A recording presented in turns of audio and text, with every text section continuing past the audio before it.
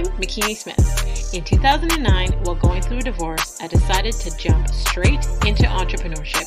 In 2012, I lost my sister and asked myself, what legacy do I want to leave behind? Since then, I've become a serial entrepreneur, helping other women publish their books, produce their podcasts, and reach their big goals to walk in their greatness. I realized the importance of sharing our stories of resilience and how it can be another's guide to walk in a manner worthy of their calling. We are blessed to be a blessing, so get ready to be blessed with an inspiring testimony. Hey, Legacy Leavers. Thank you for joining us in the Walk in My Stilettos podcast, the top 1.5% most popular show in the world, where we have conversations with amazing women that are letting us step into their shoes. I help women own their voice so they can create impact, prosperity, and legacy. I get inspired when I see another woman succeeding, but I'm more interested in her backstory and her mindset on how she got there. So today's guest is about to bless us with her testimony. But before we get there, I've got a couple questions for you. Do you struggle to finish your creative projects? Do you have a hard time focusing on urgent tasks? Do you have a hard time getting organized? If you answered yes to even one of those questions, guess what? You have a time management issue. The good news is that you're not alone. In fact, a few weeks ago, I asked everyone in this community what they struggled with most. And all of those that responded to our email said time management. That was the most popular response. So here's what I've done. I've gone ahead and created a new training specifically for women entrepreneurs to take back control of their time. If you click down at the details section, there will be the link for all of the details about the upcoming course. In this new course, here's a few things that you are going to finally get handled. How to structure your life so there's joy in your entrepreneur journey and life. How to identify the habits that you've taken on that are stealing away precious time. How to schedule time to work on that dream project you've put off for far too long so you can finally share your gifts and talents with the world. This course is a live training. It is happening on July 14th and July 15th only. So if you want your questions personally addressed, click the link below for more details to register and join us. So today's guest is about to bless us with her testimony. Today we have Lynda Rose. She is the General Manager for Mary Kay Canada. Lynda is passionate about improving entrepreneurship opportunities for women and is proud to have served on the Government of Canada's Advisory Council on Women's Entrepreneurs and Business Leaders, where she advised and shared insights on issues affecting women in business. Today, Lynda serves on the board of the DSA, Cosmetics Alliance Canada, and as the chair of the board of directors for Look Good, Feel Better. With the Mary Kay Independent Sales Force leading the way, Lynda is looking forward to celebrating the company's continued growth, all while perpetuating Mary Kay Ash's legacy. So please welcome to the show, Lynda. Hey, McKeanie, it's great to be here with you again after spending some time with you on a few other things. I love it. I love it. I'm so honored that you agreed to come on and share your story with us. Like you said, we've been on some events together and I've had the opportunity to hear you share your story. You have such an inspiring story of resilience. So I am honored that you said yes. So thank you. Thank you. Well, it's mutual affection time. Trust me. Thank you. So I love to start the show with an icebreaker question. Okay. And I'm going to go with this one because I believe before society tries to shape who we are and what we believe, as little girls, we always, had something that we wanted to be. So I would love to know, what did you want to be as a little girl before you became who you are today? Wow. I really wanted to be in journalism. That's where I thought I was going to end up. I would watch, these journalists on TV and I thought, oh, well, maybe that's where I'm going to go. And it was always intriguing to me because they got to go to different places and experience new things. But, I lived in this little tiny town of about 500-600 people. And I just never kind of had the courage maybe to step out of that. So there were transformative things that happened along the way that led me to this path. And, that was kind of a dream, but I'm glad that God took me along this path for sure, because it was where I needed to be. Amen. Amen. Okay, Amen. so tell us, how did you get to where you are today? Share with us the journey of how you got to, being the general manager at Mary Kay Cosmetics. Yeah, and I love the word that you said of journey, because I think, it is a journey. It's never a straight line. I always say to our sales force, there's construction on the way to success, and Mm-hmm. it's never straight. And I think so much of what we accomplish as women starts with our story. And as I said, I grew up in a really small town, about 500-600 people in St. Clements, Ontario, just outside of Kitchener. And it was a great idyllic, life. I mean, I had a great opportunity. I had great friends. I went to a great school, but sadly, during that time frame, I was sexually abused by a family member for a number of years. Wow. And that really did shape, I think, a lot of who I was.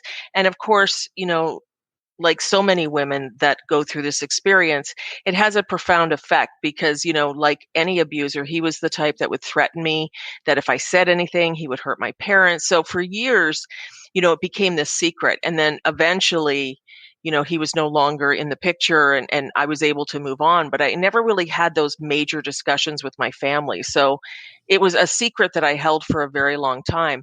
And I remember kind of a transformative moment because I was always a bit of a tomboy. I had very bad posture, and of course, it would drive my mother crazy. So she put me in these self-improvement courses. And I went to a self-improvement course that was, 8 or 10 weeks, and I got introduced into cosmetics.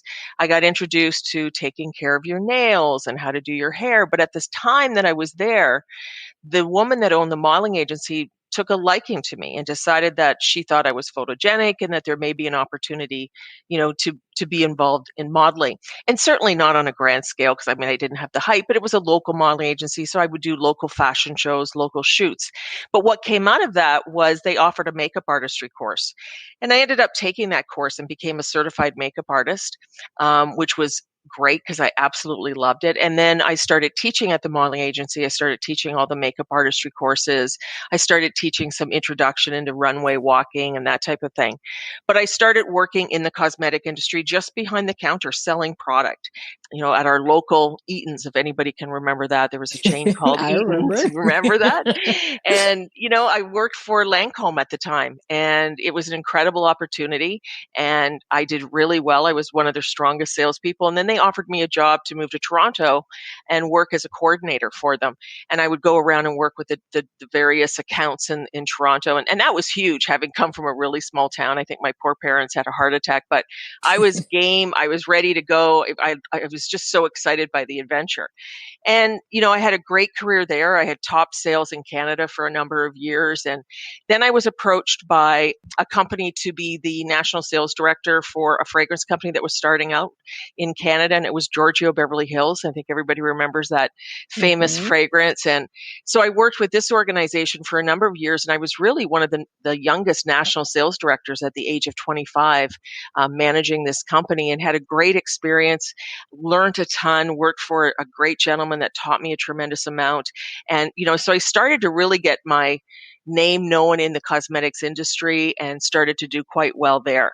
And then about 5-6 years later, I was approached by a hair care company to come help them start up their brand in Ontario. And at that time, I decided that I really wanted a change of scenery, that I was ready for something new. I wanted to try something new, and it was going to be a great opportunity. And people thought I was crazy. Like, why would you leave an established cosmetic company to go to an unknown hair care company?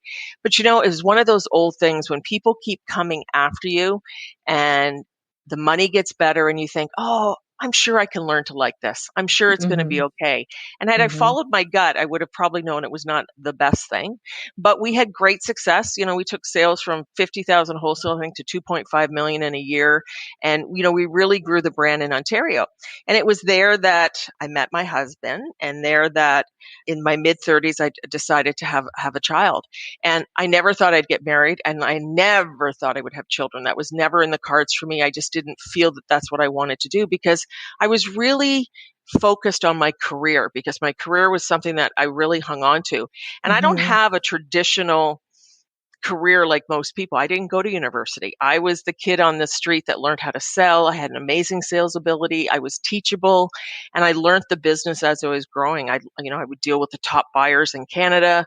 I was negotiating the space and location, running a sales force, but it was just literally through hard work and a huge passion that I had in the industry to move myself up. So when I got this opportunity, I took it. And then when I became pregnant, it was, this was a whole other new world, which I was over the moon thrilled about. And in those days, you got 6 months maternity leave. So I went off on my maternity leave, and I still was in touch with the company. I was still, talking to them every few days, and I was still connected and just still pretty much involved where I probably should not have been. And the owners of the company, a husband and wife team, said, "We need you to come out to a meeting in Vancouver." And I said, "Okay, well, I can make that happen." But my husband at the time was a homicide detective, and there was a murder, and my parents were in Florida. I'm an only child, and I had no one to take care of my son. So I did some juggling, and I phoned her back, and I said, "You know what? I'm actually going to come in 3 days early for the meeting so I can get caught up on things and find out what's going." Because at that time, they had phoned me and told me they were promoting me to national sales director. And I thought, okay, well, this is good. I'm on maternity leave. I'm getting promoted. But I said, I have to come home on the Friday because I just can't get help for the weekend. So she phoned me back and she said, "No, you have to stay till Sunday because the flights are cheaper." And I said, "No, I can't do that." And I said, "I'm a mom. I'm on maternity leave. You can have me Tuesday till Friday at midnight, but I have to get home." So she thought about it, and then she phoned me back and she said, "No, it's fine. Your presence is no longer required at the meeting." And I thought, Wow. this isn't good. And sure enough, 6 months later, in September, she flew out to Ontario and said to me that she was firing me because my job was no longer the priority. It was my son. And if I couldn't travel for work, how was I going to be able to do the job? And I remember that moment. I had never been fired. I had never had an issue Wow. within my career. I'd never had a performance issue. And it was just crushing because for me, I felt as good as the job title I had. If I had a good job, it must mean I'm really good. It filled my self-esteem. And so I very quickly struggled with that. It was like, how could I be let go? How could this have happened? And instead of looking at the glass half full and saying, I have this time with my son, my beautiful 6-month-old son, maybe it's time to try for a second baby. Maybe it's time to reset. I couldn't do it. I was too hung up within myself esteem and trying to build myself. And it was kind of interesting because at the time my girlfriend had signed us up for a course prior to me knowing obviously I was going to be let go. And we walk into this room on this particular evening and I did not want to go. I wanted nothing to do with it. But I remember walking into a room and there was 2 other women and this woman at the front of the room. And the whole premise was on simple abundance. And as it turned out, Sarah Van Brethnack had been on Oprah, I think it was the Monday, and this was Wednesday, and her book shot to the New York Times bestseller list. And here we were sitting with this woman who'd written this book and had just been on Oprah, and there was only 4 of us in the room. And she talked to us about the principle of when you become grateful for the little things in your life, that's when the big things will happen. That you're not going to be granted the big things that you want until you learn to have a heart of gratitude and learn to really respect the little things. And I remember her saying to me, she wrote in my book that night and said, always remember to be grateful. And she told me to go buy a journal and to go buy a pen. And I went home that night and I did exactly that. And I started to write in my gratitude journal. And she tells you that you should write 6 things that you're grateful for every single day. And so I did that. I started to write about what I was grateful for. And I remember writing, I'm grateful for my son. I'm a great wife. I'm a good mom. I mean, it was just very non-descriptive, very unspecific items because I just wasn't grateful for anything. I just felt I had been done wrong and how could this have happened? But I persevered and I kept writing every single day. And then surely I would start to write things like, I'm grateful for the written word because it frees my soul. My heart started to open up and I started to realize that I did have a lot to be grateful. And I remember very specifically my husband and I driving past Mary Kay Cosmetics and him saying, we live like 5 minutes away. Why don't you apply? They're a cosmetic company. You sell cosmetics. And I can remember saying, I would never work at Mary Kay. I mean, they drive pink cars, they have big hair, they wear blue eyeshadow. I mean, I worked for Lancome. Don't you know who I am? There's no way that I would do this. But then I pulled out a book and I started to read about Mary Kay because I'm a huge avid reader, and I have books on Estee Lauder, on, Coco Chanel, on Elizabeth Arden. And I had a Mary Kay autobiography that I bought at a garage sale. And I started to read about her company, which was God First, Family Second, Career Third, how she focused on the empowerment of women. And it really started to resonate. So I literally dropped a resume off. Unbeknownst to me, they'd been looking for a director of sales for 6 months, had not been able to find the person. And then I literally show up on the doorstep with a resume. I had 22 interviews because they weren't too sure what to make of me. Where did this person come from? I had to fly down to Dallas where I had 10 interviews in one day, and I became the director of sales. And then I moved, my way up the company to, national director of sales, VP sales and marketing. And then ultimately I've been the GM for the last 6 years. So I've learned a ton about myself. I've learned a ton about my resilience. I have a 24-year-old son now. I'm divorced. I've moved, and it just, there's a huge learning of where I've come from, but I don't think I've ever forgotten of where I've come from, because those are the things that make you certainly who you are today. I have goosebumps right now. I'm like, so in everything that you just shared, like that was like, and this is why I love hearing everyone's stories. It's like a spiritual upliftment for me. But like, okay, first off, I'm really sorry about, your experience of the childhood sexual abuse and even being fired for being a mom. Like, I'm sorry you had to go through that. But the listening to how you tell your story, even in how you tell your story, the fact that you wanted to be a journalist as a kid, you were amazing at telling stories. Like your story of just sharing your journey just now had so many highlights in there, so many emotional connections in there, so much up and down. So it's like you took that desire to be a journalist and put it into your storytelling ability. I love it. I love it. That's right. But, okay, so let's start with the being fired for being a mom, because I know that a lot of the women who are listening are moms, and oftentimes we will sacrifice our careers or the things that we want to do, or sacrifice ourselves for being a mom, and another woman fired you for putting your family first. So in the back of my mind, I'm like, okay, so she clearly was not a mother. I would be shocked if you said she was. She was, actually. Oh man, I feel sorry for her children. Yeah, I know. Okay, so I want to go into alignment then, because with Mary Kay, how their values of God first and then family, how that aligned with you and who you are as a person, your core values and what you believe. Because oftentimes someone will look at a rejection or someone saying no as, like it's so devastating, and then they don't ever want to try again, or it's a complete failure. But you learn to practice gratitude and putting things into place, and how you ended up being aligned with the career that you're in now. Like even you living down the road from it, you having the book at your house from a garage sale. Like I believe nothing happens by chance. Absolutely. I absolutely believe that. But I believe though that God doesn't set you up for something you're not ready to do yet.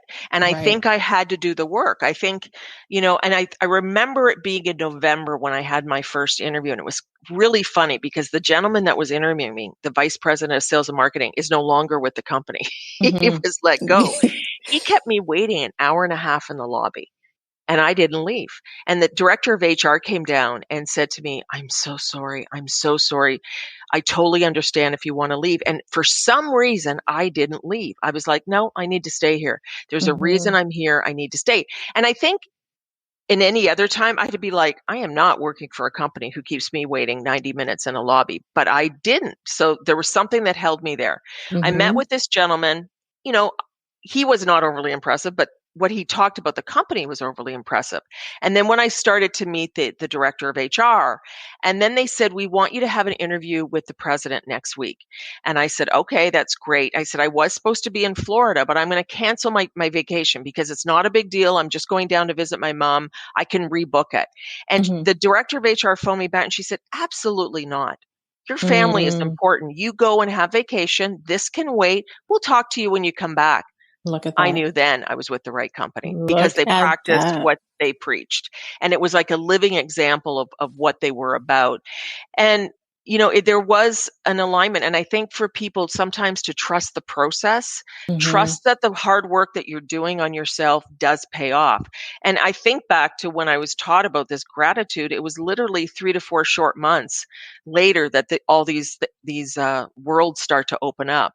And for me, I feel so incredibly blessed because I've been able to work at a company where my belief in empowering women and supporting women, and my belief in women that don't come from traditional backgrounds, that don't necessarily always have university degrees, that maybe are single moms, that maybe come from a different ethnic background, that you can be successful if you bet on yourself. And I'm so proud to be a part of an organization that allows women to have the freedom to do it their way, however they want to do it. And the reality is a lot of our Salesforce members do this part-time. They're not doing this on a full-time basis, but there are some of them that are very specific and are running this as a full-time career and business. And it's a marvel to me when I think about their stories and how they started. And I think what I fall in love with every single day is the resiliency of a woman and what they're able to accomplish. And, you think of any woman in these last 12 months, kids at home, homeschooling. Your husband might be at home. You bought a new puppy because you felt guilty because you've been yelling at the kids, right? And, the fact that all of us survived this last year has been outstanding. And that's just the makes of a woman. And that's what makes me get up every single day and continue to do this.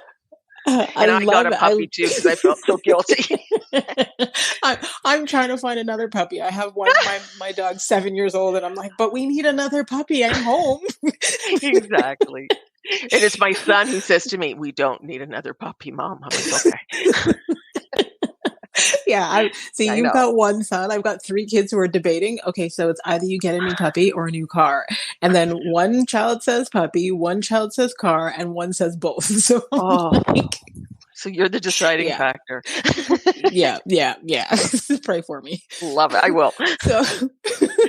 So I love in all of that how you've shared your journey of resilience and being able to pick yourself back up to succeed and get to where you are right now. But then I love when you said a while ago that God doesn't give you anything like that you're not ready to do yet. And I think about myself included and all the other women that I've had conversations with, where sometimes we ask for things or we pray for things. We're like, how come I haven't gotten it yet? And I remember listening to, I don't remember whose podcast it was, but basically they were explaining that when we pray for something, it's almost like if you honestly are believing for that thing, you are getting it, but it's being sent to the version of you that needs to be that person. So it's either we're not seeing it because we are not walking in our greatness in that moment. And there are things that we need to learn and understand so that we can handle what we've prayed for.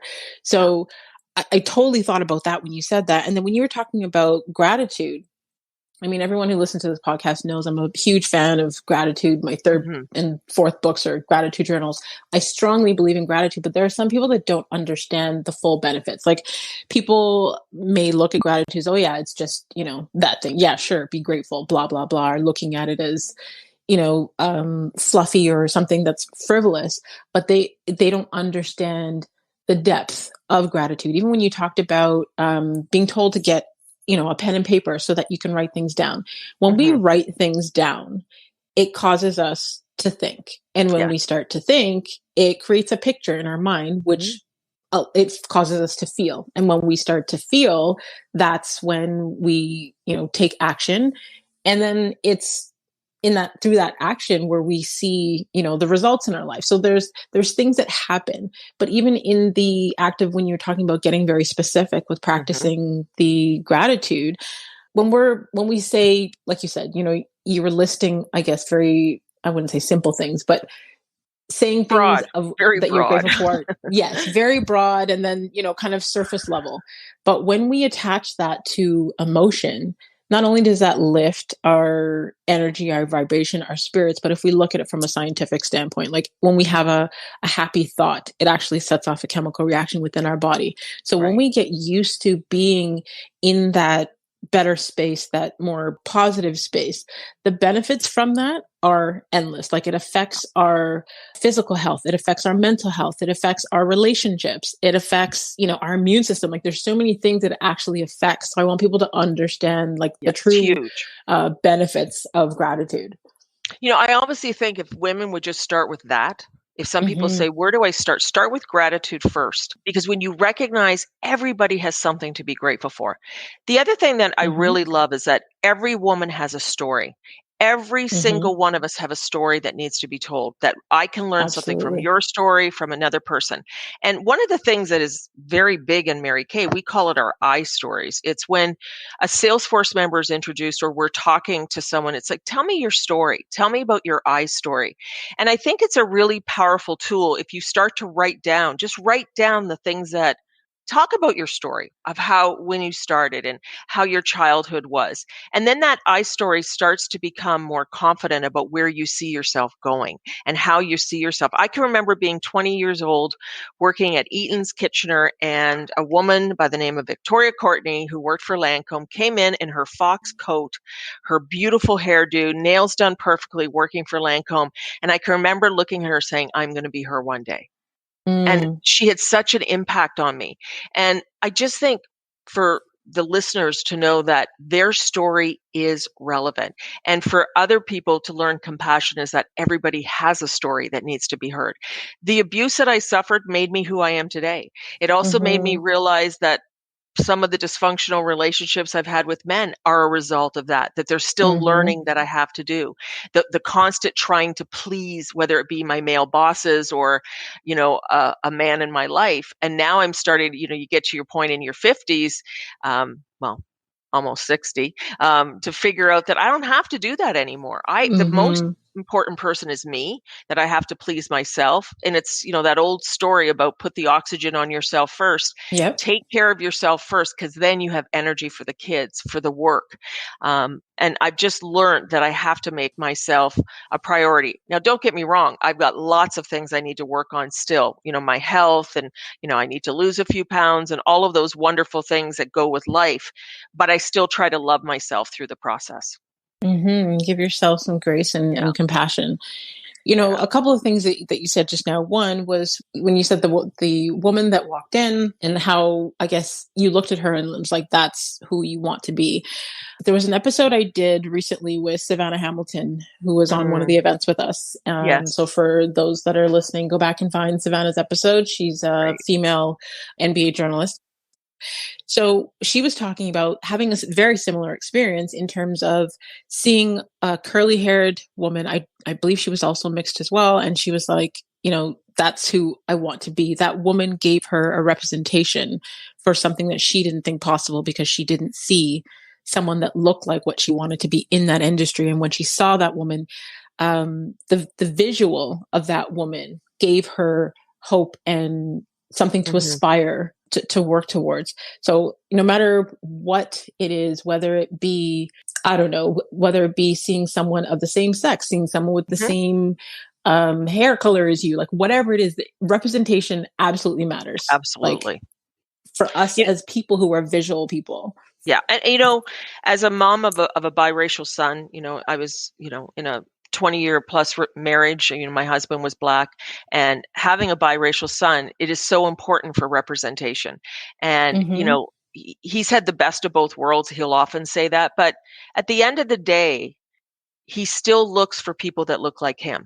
And when he Mm-hmm. goes into he's in zoology, and, he feels validated when he sees people that look like him. He sees Right. validated when he sees political leaders like Barack Obama, or people that can relate or can represent him. I have a stepdaughter. Mm-hmm. My ex-husband had a daughter, and her and I are very, very close, and I see it through her eyes and how important that Mm-hmm. is, just to be noticed. I see it in our sales force's eyes, in our Black leaders in the sales force, our Indigenous leaders, our Asian leaders in our sales force, and our Caucasian leaders, that all of us be represented.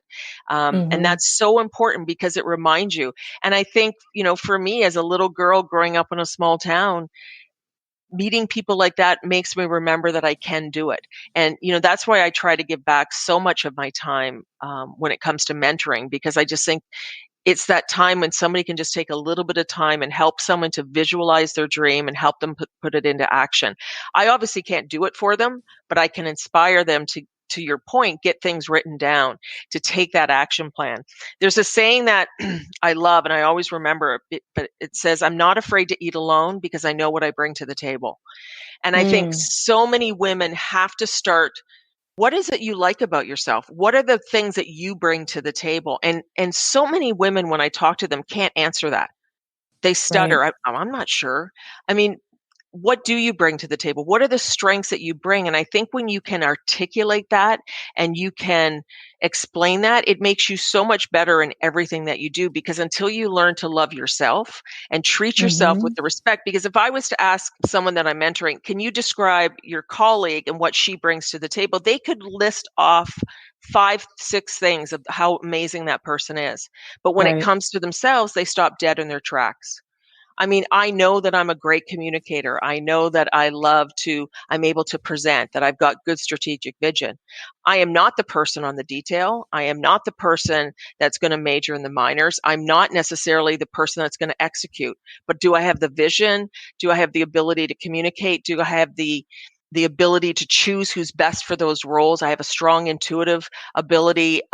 I have a level of fairness that I work with all the time, that I know that my moral compass is strong. What I do for one, I can be willing to do for others. Those are the things that you have to know what you're good at. And when you Mm-hmm. value that, I don't know, the world just starts to open up. But if you're not sure what you bring, it's hard for opportunities to arise.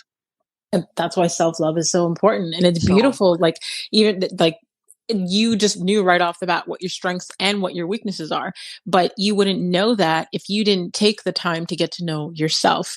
Yeah. Oftentimes, especially as women or as moms, we put the whole world in front of us, and then we don't know who we are. We don't know what we want. And I went through that phase shortly after my divorce, where I had to Hmm. rediscover who I am, to figure out, what is Makini like, what are Makini's strengths, what are her weaknesses, so that I could work on those things.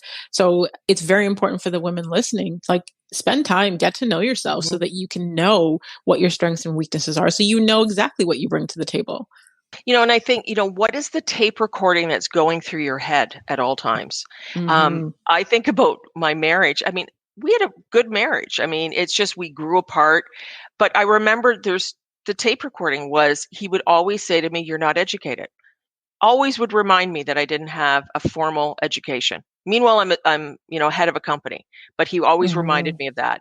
And then I remember the one when shortly after I had Darius, he told me at 150 pounds, he was no longer attracted to me because I was fat. Guess what? Wow. I don't weigh 150 pounds, right? Because that tape recorder played in my head, I gained a lot more because that tape recorder kept playing. And that was the thing I focused on. I didn't focus on all Mm-hmm. the good things. And I think you have to consciously work at removing those tape recordings. It's not easy. I Absolutely. understand it. Yep. And I understand that it's not an easy process.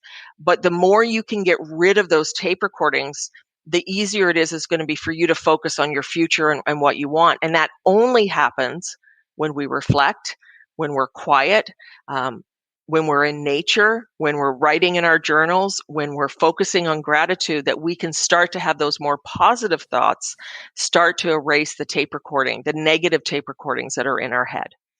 Absolutely. That programming is very, very important. There's a lot that we've learned or been taught or been programmed that we need to unlearn and relearn.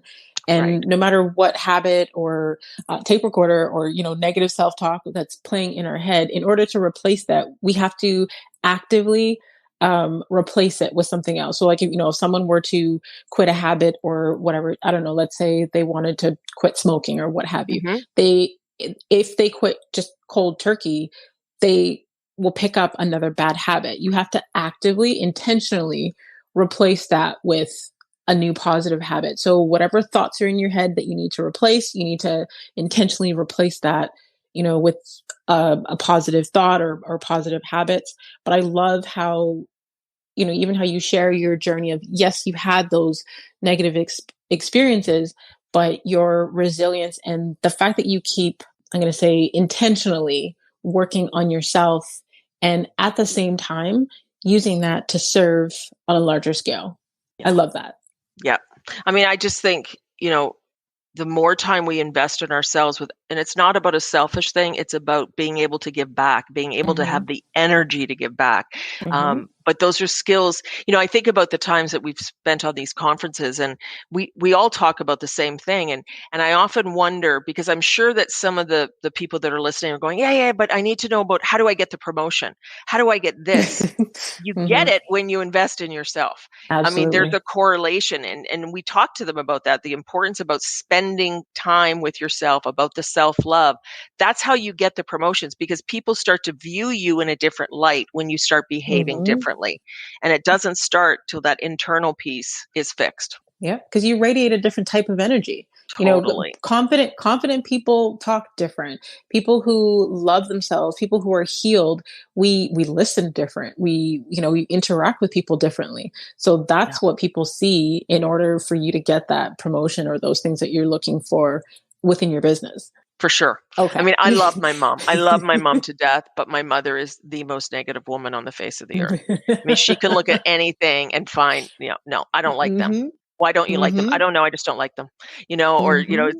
but it taught me that I just didn't want to live my life like that. I wanted to have, and she regrets everything. She regrets everything. I think I made a mistake, and I don't live in regrets because it's too short. Mm-hmm. It's a decision. Mm-hmm. It's a mistake. It's a worse decision not to make a decision. I mean, when you don't, Exactly. I think I've seen that so much in business where people don't make decisions. Well, they affect everybody. I'm a firm believer in making a decision, work through it, live through it, and just learn from it. Sometimes they're good, Mm-hmm. sometimes they're bad, but it's not going to kill anybody. But just make a decision. Indecision is a decision. Right, It's a right. decision that you made on the opposite side because you're not making any Exactly. movement. You're not growing. You're not evolving. Yeah, for sure. That's good. Okay. So before we go to the final segment of the show, I want you to tell people where they could stay connected with you online. Well, I probably the best is through Mary Kay Canada. We have a great Instagram site at Mary Kay Canada. And that's where you'll see, the Salesforce, and you'll hear notices about me or anything that I'm doing. I'm not like you. I don't have these big presence. I don't have these big platforms. I am on Instagram, but I'd say through Mary Kay Canada, they always have what's going on, and you'll see a lot of stuff that's connected. And if you need to get a hold of me through those, you can always reach out through email. They'll find me. Awesome. Awesome. So I'll have those links directly in your Okay. detailed section so they don't have to search too far. Thank you. So you're welcome. So the final segment of the show, I call it a walk in her wisdom. It's kind of like a, rapid fire, and sometimes I break my own rules, but I'll ask you some reflection questions and you share the first thing that comes to mind. That could be one word or one sentence. Okay. How has being a mother changed you? Oh, it taught me patience, because I had this vision of what my son was going to be, and he wasn't that. He didn't turn out like that. My son was going to Mm-hmm. be the athlete. He was going to be, the social butterfly. I have a young man who is incredibly passionate about animals, the environment, spends more time in a museum than he would on a baseball field. I always remember my husband, who was, very alpha male. We went to a baseball game, and Darius yells out, "What period is it?" And you could just see his poor dad just go, "Oh, I can't believe this is my son." Yeah, but it's taught me patience, because you can't control it. Absolutely. Yeah. Absolutely. Okay. What new belief, behavior, or habit has improved your life in the last 5 years? Meditation. And I Mm. struggle with it. I'm not good at it. I think we were laughing about it. I mean, because of course I'm such an overachiever. I was, okay, I'm going to begin meditating. And I think I was telling you and Connie that I decided, well, I'm going to meditate. So I set up a 30-minute meditation. Well, that was a disaster, because within about a minute I was fidgeting. And, so then I started with a minute. And then I started with 2 minutes, and and I'm learning now that I can sit quietly for 10, 15 minutes, but it really does calm my mind. It calms my Mm-hmm. soul, and I have clarity in those moments. So that has been something in the last couple of years that has been really, really important for me. Love it. And totally agree with you. Name a book that has changed or greatly impacted your life. Well, I just read this amazing book called A Walk in My Stilettos, which I thoroughly enjoyed. So thank you very Thank much. you. I just read it and it was fantastic. And there's lots of juicy bits in it that I totally related to and absolutely knew why I loved you. But I just Aw. finished a book called Number One, and it was about the residential schools. And it was, it just, I feel guilty as a Canadian. I feel guilty that I didn't know about this. I feel angry at our system that it wasn't taught to me in school. I feel angry that this happened to young children and to an Indigenous community that were basically told to forget where you came from. So just listening to this woman who went on to get so many different degrees, be the chief, her story was absolutely incredible. And it just touched me. I just finished it, and it was one that really moved me to know what she went through, and then just the injustice that they've had to go through was absolutely uncalled for, and just it wakes you up about how lucky, how grateful I am, just because I happen to have been born in this skin. But it makes me realize that there's a whole lot more we need to do in this country to recognize and support these people, because it's historical. Yep. It goes on for generations, and that carries on, and we need to help them to move past so that they can have the joy that they deserve to have with their families. Yep, the generational trauma and the destroying of their identities and their history. Yeah, we could get into a whole podcast conversation about that. Absolutely. Oh, man. Name one of the most worthwhile investments that you've ever made. And that could be of money, time, energy. I'm going to say travel. And I know that sounds odd, but I'm a firm believer. I've learned so much about the world and culture and other people's culture through my travel. And it's something I've invested with Darius. Darius was diagnosed at a young age with learning disabilities, but I always believed in him. I was told that he would never graduate from he would graduate from high school, but I'd be lucky if he'd hit university, if he'd ever go on. And this kid has just defied the odds because I found his passion. And his passion was zoology, paleontology. So we would pick a museum every year and we would go to it. One time we went to London. There's times we've gone to France. He's traveled to Africa. But that travel has opened my eyes. And I think it's an investment. Not only does it cure your soul and make you feel better, but when you learn about the world around you, and it's not just about your world, the problems in your world become a lot less big, and you learn what happened historically that helps to guide you. So travel for me is a big investment because I think it just teaches you so much when you're willing to learn about other people, other cultures, and the historical value that it has and the impact it's had on the world. I love that. And I agree with you 1,000%. Yeah. Where are we going? Let's go. Listen, I'm ready. I know. Don't tell me, I'm ready. I know. What keeps you up at night? Oh, sometimes just worrying, am I doing the right things? When you lead an organization and, you lead a team of women, a large team of women and men that are selling your product, you feel responsible. So sometimes there's the worrying. But I've learned now, I write down what I can affect. I deal with it in the morning. I have to develop a routine to help me get to sleep sometimes, but I would say that that's it. And it's not that it's because I care. It's because I'm thinking about it and I want to do well for our people and our sales force, but that's probably it. Other than that, I'm not a huge worrier. I tend to let things go. It's happened. I got to move on. I can't dwell on this, but that would be the most thing is where I'm thinking about, okay, well, what if this happens? What can we do here? How can we make it better for them? But it's more of a creative, what's keeping me up at night, trying to always think about how we can help them. Love it. Love it. Okay. Last but not least, when and where are you the happiest? Early morning, very early morning. I tend to get up quite early. Mary Kay always believed in the 5 o'clock club. She said if you got up at 5 a.m. every morning, you had an extra I think it's 9 or 12 hours a week. And I love the early mornings. I've been doing that for years because it's quiet. I open the curtains, and I just recently moved to the country. So I look out onto my conservation area. I get to see, different animals. I get to see, nature with no cars, no noise, and I can do my meditation, but that's my happy place early in the morning. I love it. do need to adopt some walking in there like you. I know that I need to get there. And I think of you every morning going, she's out walking. I know she's out walking. I'm going to get there, McKinney. You're going to be proud of me one day. I promise. I'm already proud of you. Oh, no. You're going to be really proud when I start walking. I'm going to come out to where you are. We're going to do some walks together. I am totally up for that. Okay. We got to make that happen. There's so many trails here. You'd be in your glory. Listen, I'm already excited. I'm like, okay, send me the directions. All right. Oh, wow. Lynda, I want to thank you so much for just sharing all of your gems with us. Like, you just dropped gem after gem after gem. Your story is so inspiring. You are so resilient. You are making such an impact in this world. And if you have not been told today, you are absolutely amazing. Oh, thank you. Well, one of the greatest blessings of working with Collective Society 360 has been meeting you and Connie and the other panelists. And it just felt like a family from day one. And I'm just grateful that you're in my life. And I have a feeling you're going to be there for a long time. So oh yeah, we're great. Yeah, exactly. We're grateful for you too. So just so you know, you're awesome. Alignment. Thank you. Exactly. Thank you so, so much, Lynda. I truly, truly appreciate you.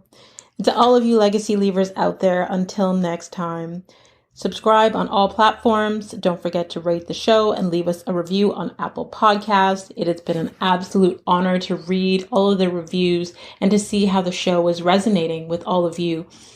Feel free to join the community of legacy leavers and sign up for our weekly newsletter at awalkinmystilettos.com, and you can receive a free copy of the Walk in My Stilettos Gratitude Journal. You can also grab any one of the other personal development books available online everywhere. If you can think of, I'm challenging you to 3 women that would receive value from hearing Lynda's story today, please share it with them. Feel free to screenshot this week's episode, and you can tag us on Instagram at Mary Kay Canada and at The Real McKinney Smith, and continue to walk in greatness in your stilettos in a manner worthy of your calling.